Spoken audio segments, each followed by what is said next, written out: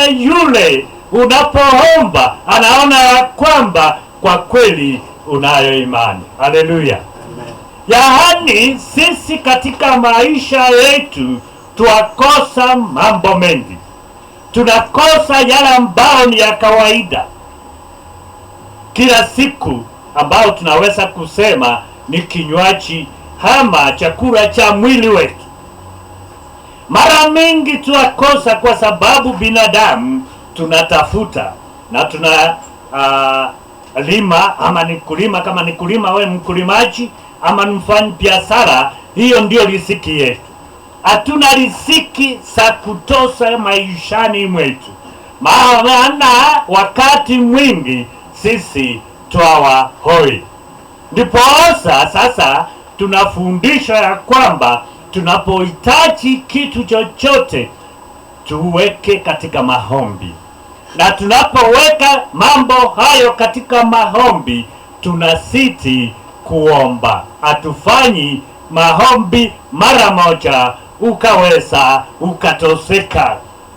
Tunaomba pasipo kukoma. Ndio Biblia anasema ombeni pasipo kukoma, mpaka watu wale ambao hawajui waweze kufahamu ama wafuate mwigizo wa kuomba kwako. Bwana Yesu asifiwe. Wakati wa zamani kunaye mtu ambaye anaitwa Danieli. Katika zamani zile mfalme alikuwa anaitwa Nebukadnezar. Na yeye Nebukadnezar alitoa amri ya kwamba wana wote wa Israeli, mkubwa mpaka mdogo, wote walika lolote, awe tajiri awe masikini, awe ni mtu raia ama awe ni mtumwa, wote wataabudu sanamu yake. Na hiyo sanamu aliweka mahali kila mtu ataona kila siku, kwa maana palikuwa na watu ambao walikuwa naomba Mungu watu waone. Kwa hivyo akaweka hiyo sanamu yake pale mahali kila mtu anafanya nini? Anaona. Lakini kulikuwa na mtu wa Mungu, mcha Mungu, ambaye anaitwa Danieli. Lakini Danieli aliposikia amri ya mfalme, aliweza akasema, nitaongeza maombi yangu. Sasa nilikuwa naomba mara moja kwa siku, nitaomba mara ngapi? Mara 3. Akaongeza mara ngapi? Mara 3. Lakini wale wakubwa wa mfalme walienda wakaona, wakapata asubuhi anakuja anapiga magoti anaomba, mtu hawajui, na yeye asaenda katika hii sanamu kwenda kuabudu. Mchana tena wanaona ameenda tena, asubuhi jioni tena anafanya nini? Ameenda. Wakaenda wakaambia mfalme.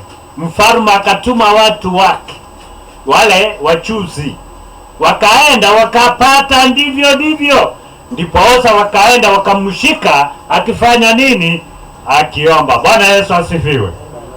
Walipomshika yeye, akiingia kwa mfalme, anamwambia mfalme, hata iwe namna gani mimi sitafanya nini? Sitaabudu ile sanamu. Ndiposa mfalme akaamuru aruswe ndani ya nani? Ya masimba.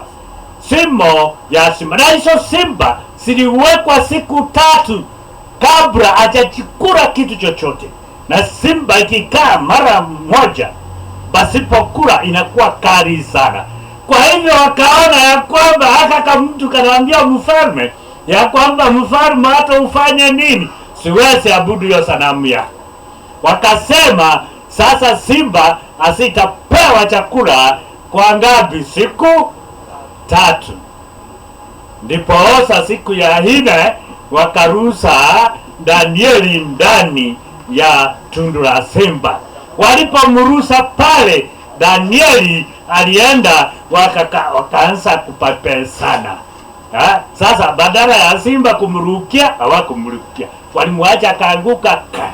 Wakaanza sasa kupangusana, simba nampangusa na yeye anawapangusa. Sasa watu wakaongoja usiku mpaka kesho, wakasema huyu sasa ameraruiwa na kitu. Lakini mfalme alipoenda pale siku ya 4, siku ya 5 akapata Danieli wako na mtu mwingine tena. Aliruhusa mmoja, lakini sasa wako wangapi? Wako wawili. Kwa maana Danieli hakukosa kukoma, na alipopata mateso yeye aliokolewa. Ndipo sasa hapa katika Biblia ambao tumesoma hapa, kulikuwa na mfalme. Hiyo Biblia nasema huyu mfalme ajali Mungu, amwabudu Mungu na ajali binadamu yoyote. Binadamu anaona yeye binadamu huyu ni kitu pura, kwa maana yeye mfalme. Unajua wafalme wako na kila kitu, hakuna kitu kinakosa pale. Kama ni magari yeye yako naye, kama ni mashamba yeye yako naye, kama ni ndege yako naye, kama ni meli yako naye, kama ni ng'ombe yako naye, kama ni mbuzi ni tele. Vitu vyote vimejaa kwa mfalme, kwa maana yeye ndio mkuu wa nchi na kila mali analetewa yeye mfalme. Yeye kwa hivyo mfalme ako na vitu vyote, akosi hata kimoja. Basi ndipo hasa akaona Mungu, hata Mungu hii mali nimepata, hata Mungu yeye sina haja na yeye. Ati niende kuabudu Mungu, hiyo sio kazi yangu. Binadamu anaona ni watu pule. Hataki hata wakaribia katika nyumba yao. Wanakaa pale, anawauliza mmekuja nini? Enda anatuma watu wake, enda uliza hao watu wanakuja nini. Anawakimbiza visivyo, kwa maana hataki binadamu amletee kinyongonyongo karibu na nyumba yake.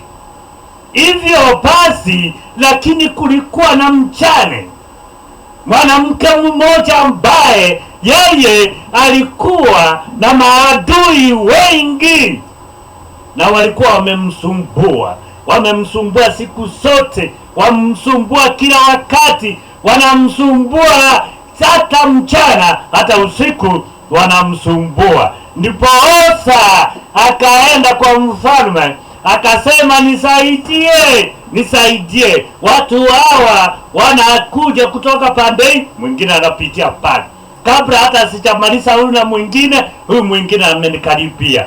Maadui wamenisumbua, kuja unisaidie, unipe haki yake, unipe haki yangu.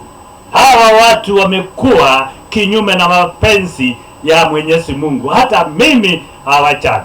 Sasa yule mfalme anapoamuka asubuhi, anapata mwanamke, na huyo ndio wa kwanza pale. Anapoangalia ni mtu gani amekuja pale, anaambia ni yule mwajane. Anapoambiwa tena ni nani, ni yule. Basi kwa maana huyu mtu alikuwa mwovu na mchali mwanadamu wote, akasema hata kama simpendi Mungu, na hata kama simchali mwanadamu, kwa maana huyu mwanamke amenisumbua, nitamalizana na yeye asikuje kwangu mara tena. Haleluya, amen.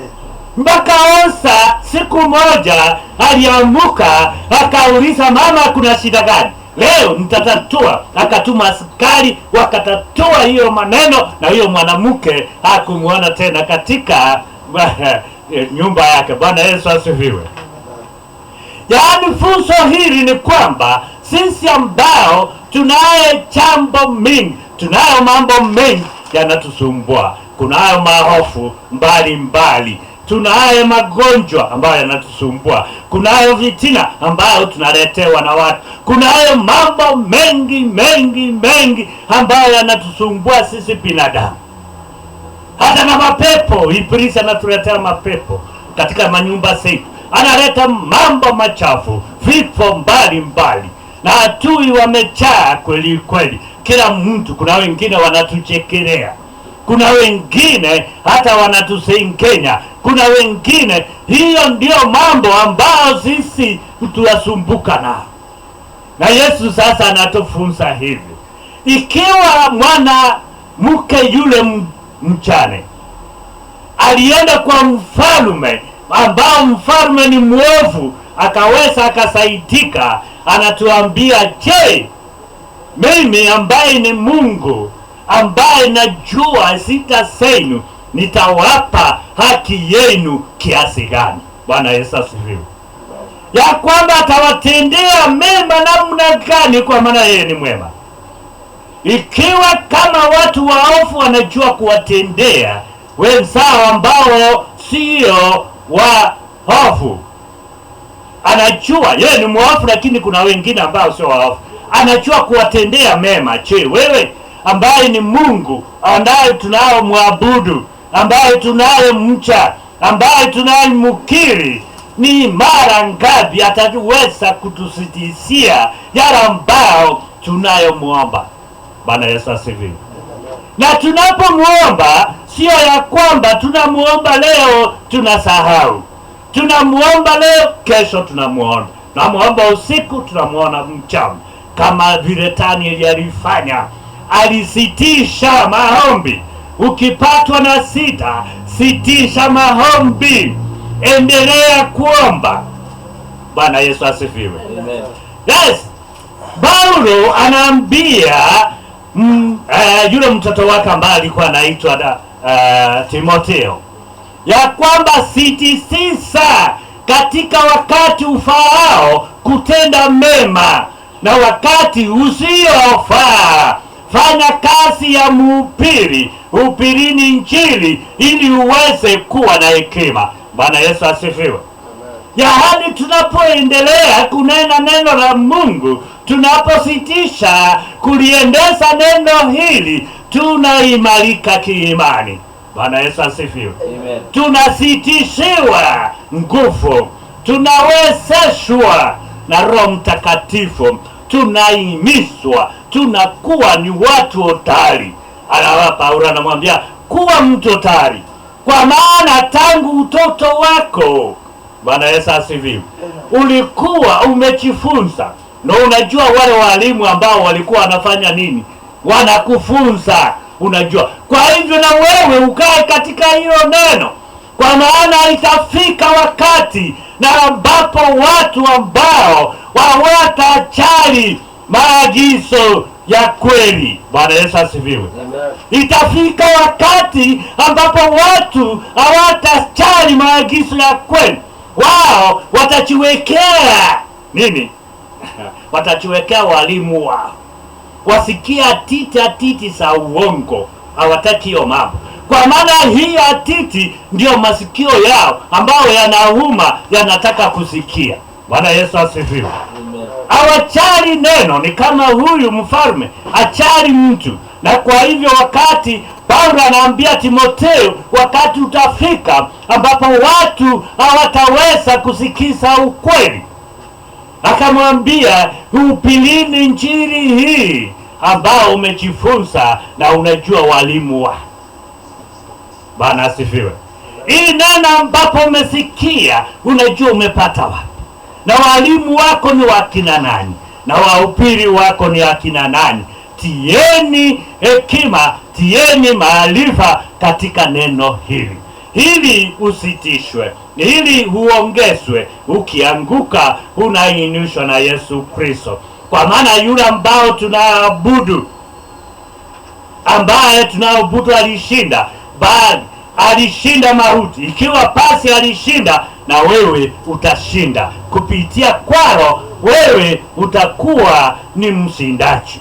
Tutafufuliwa pamoja na yeye, na yeye ameenda kutuandalia mahali. Anataka kila wakati unakuwa ukimwomba, kila siku unakuwa ndani yake, kila dakika na kila saa wewe unakuwa na neno lake Mwenyezi Mungu.